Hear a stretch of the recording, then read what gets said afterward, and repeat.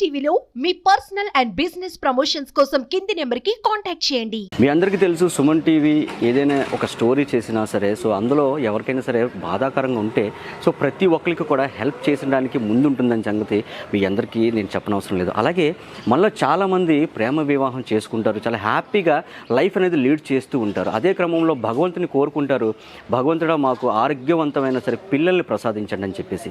So ఆరోగ్యవంతమైన పిల్లలు పుడితే అంతకన్నా లైఫ్ వాళ్ళకి ఇంకేముంటుందో చెప్పండి. అదే అనారోగ్యంతో పుడితే వాళ్ళ పరిస్థితి ఏంటి? ఆ త్రోవకు చెందిన ఒక చిన్న పిల్లోడి స్టోరీ ఈరోజు మీ అందరికీ నేను పరిచయం చేయబోతున్నాను.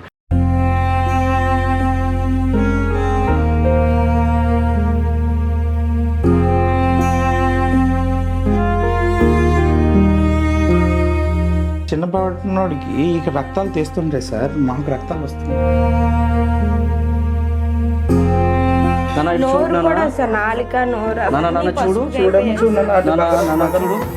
డబ్బులు ఎక్కడి నుంచి తెస్తామని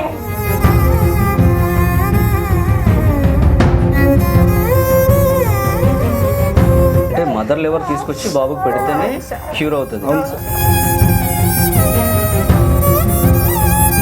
4 నెలల పిల్లోడికి ఆకలేస్తే ఏం మాట్లాడతాడు, తనకి ఏదైనా బాడీలో నొప్పి వస్తే ఏం మాట్లాడతాడు. అలాంటిది తన బాడీ అంతా కూడా విషమయం అయిపోతుందండి.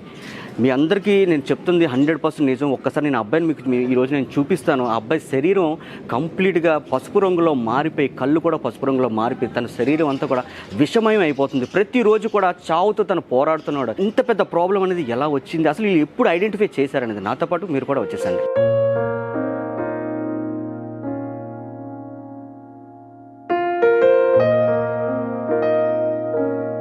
సో ఈ చిన్న బాబు దగ్గరికి అయితే ఇప్పుడు వచ్చామండి. సో ఈ అబ్బాయి 4 నెలల చిన్న పిల్లోడు.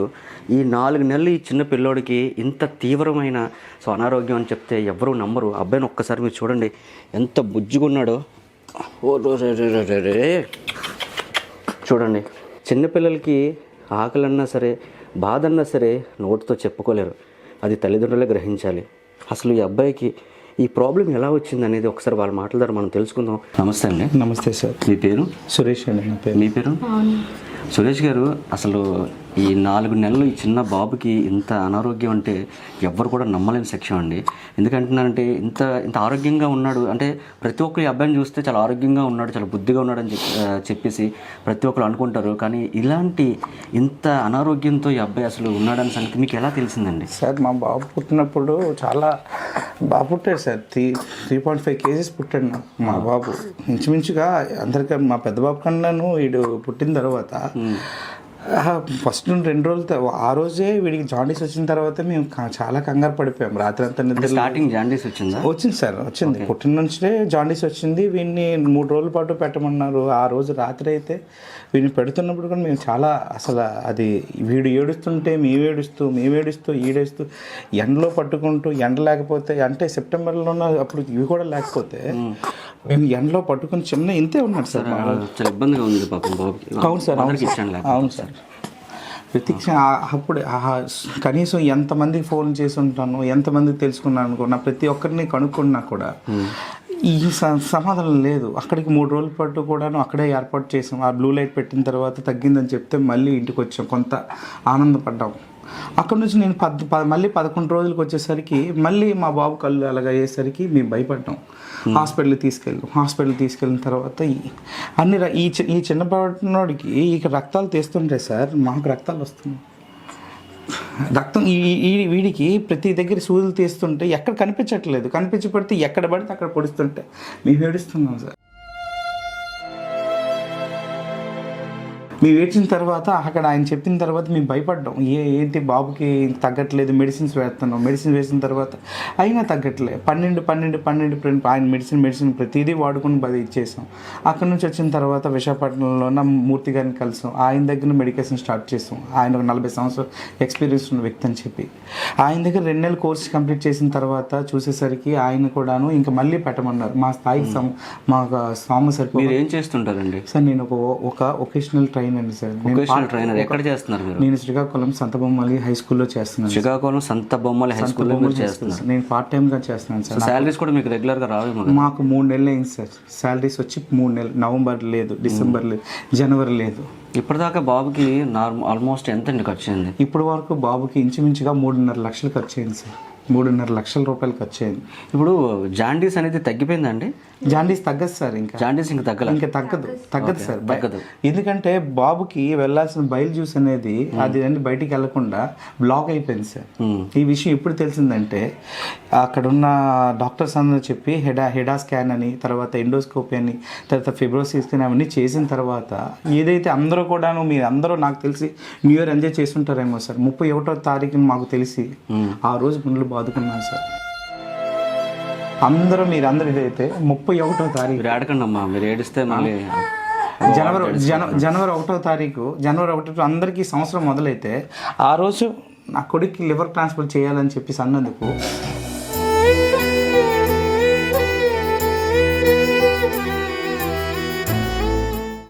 ఆ రోజు 31వ తారీఖు నుంచి మేము తెలియని డాక్టర్ ఎంతమంది డాక్టర్ దగ్గరికి వెళ్ళామో మాకే తెలియదు. సెకండ్ ఒపీనియన్కి ఏమో ఎక్కడైనా ఒక చిన్న హోప్ ఉంటుంది. కిమ్స్కి తిరిగాము. అక్కడ నుంచి వచ్చేసరికి ఇక్కడ మళ్ళీ హాస్పిటల్కి వెళ్ళిన తర్వాత స్టార్ హాస్పిటల్లోనే ట్రీట్మెంట్ చేస్తాం. ఒక CMRF ట్రై చేయాలంటే డానర్కి 1,50,000, పేషెంట్కి 1,50,000 కావాలన్నారు. ఎక్కడి నుంచి వస్తాయి సార్? ఏదో నేను చేస్తున్న పని చేస్తున్నాను, నేను నా మంచి పనికో లేదంటే ఇంకెవరో నలుగురు నా ఫ్రెండ్స్ ఇచ్చిన డబ్బులతోనే ఆ టెస్టులు కంప్లీట్ చేసుకుంటూ ముందుకెళ్తున్నాను నేను. అంటే ఆ రోజు చెప్పారా డాక్టర్స్ లివర్ ఇంకా పనిచేయడం ఆగిపోయింది, ఇంకా 60 days అయితే బాబుకి 90 రోజులు అప్పటికే దాటిపోయింది సార్.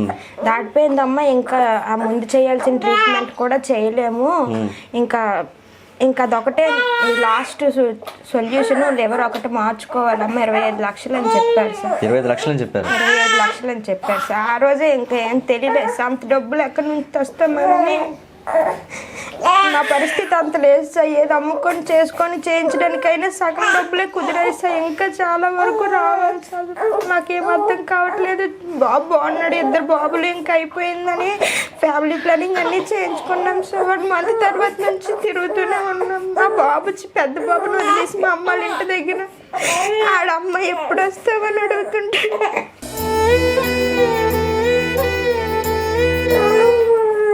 ఇప్పుడు నా కొడుక్కి డోనర్ కూడా మా ఆవిడ సార్. ఇప్పుడు నాకు 2 ఈ అబ్బాయికి డోనర్ మీరే? అవును సార్. నాకు ఇప్పుడు మరి ఆపరేషన్ చేసి 4 నెలలు అయ్యింది సార్. ఇప్పుడు ఆవిడ దగ్గర లివర్ తీసుకుని బాబుకి పెట్టాలి సార్. మీ అంటే మదర్ లివర్ తీసుకొచ్చి బాబుకి పెడితేనే క్యూర్ అవుతుంది. డైట్ డోనర్లు కూడా అవ్వదని చెప్పేసారు సార్. మదర్ది అయితేనే సెట్ అవుతుందమ్మా అని చెప్పారు సార్. ఇది కూడా ఇక్కడ కూడా చేయరు, హైదరాబాద్లో చెయ్యాలి సార్. హైదరాబాద్లో చేయాలి, ఇక్కడైతే చెయ్యరు సార్. ఇప్పుడు ప్రస్తుతానికి బాబుకి ట్రీట్మెంట్ నిమిత్తం ఎంత అవుతుందమ్మా? 10 లక్షలు సార్. 25 లక్షలు, 22 లక్షలు చెప్పారు సార్. మరి దాని తర్వాత 2 నెలల పాటు చాలా నెలకి 1,00,000 రూపాయలు మనం మేము తక్కువ ఉన్నదని వాళ్ళు తక్కువ చెప్పలేరు కదా సార్. అయ్యే ట్రీట్మెంట్ అంతమ్మా మేమేం చేయలేము, నెలకి 1,00,000 రూపాయలు 3 రోజులకి చెకప్ చేసుకోవాలి అని చెప్పారు సార్. అక్కడే ఉండమని చెప్పారు సార్. అక్కడ చూస్తే మాకు ఎవరు లేరు, ఏం తెలియదు సార్ అక్కడ మాత్రం.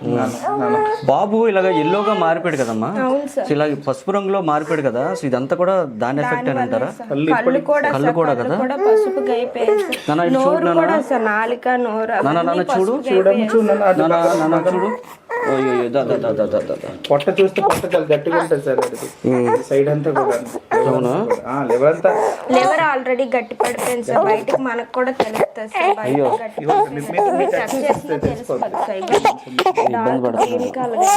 ఓకే రానా, ఓకే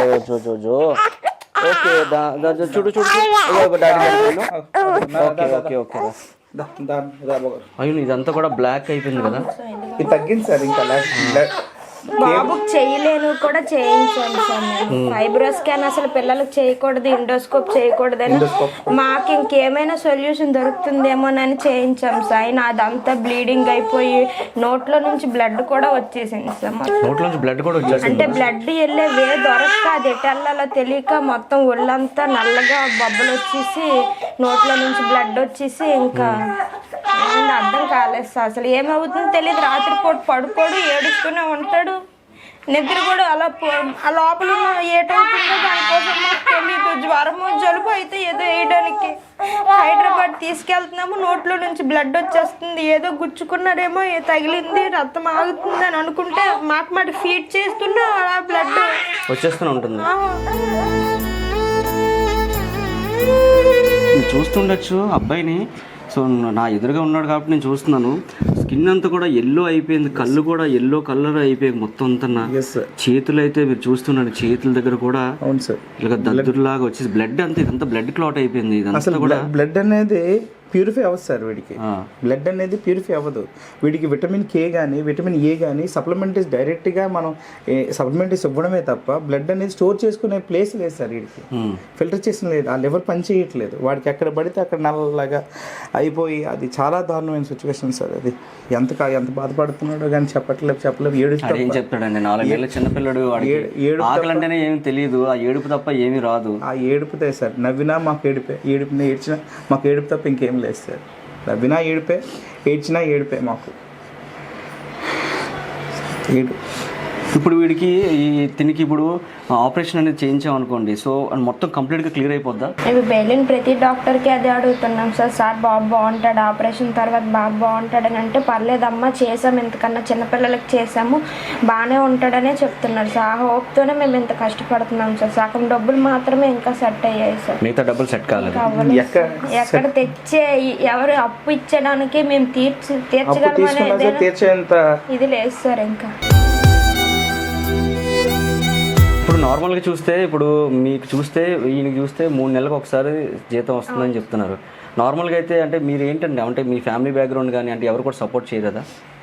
సపోర్ట్ చేయగలిగినంత ఎవరికి లేదు సార్. అసలు చేసినంత వరకు ఇప్పుడు ఏదో వాళ్ళ స్తోమత దగ్గర వరకు వాళ్ళు చేశారు సార్. వాళ్ళు కూడా ఇప్పుడైతే ఇంకెవరు హోప్లెస్, అందరు ఎవరు ఏం చేయలేకపోతున్నారు. దగ్గర ఇవ్వాల్సినవన్నీ ఇచ్చారు సార్. ఇంకివ్వగలిగినంత అంటే బయట నుంచి ఏదో ఎవరైనా హెల్ప్ చేస్తే మాకు కొంచెం సాయం అవుతుంది అంతే సార్.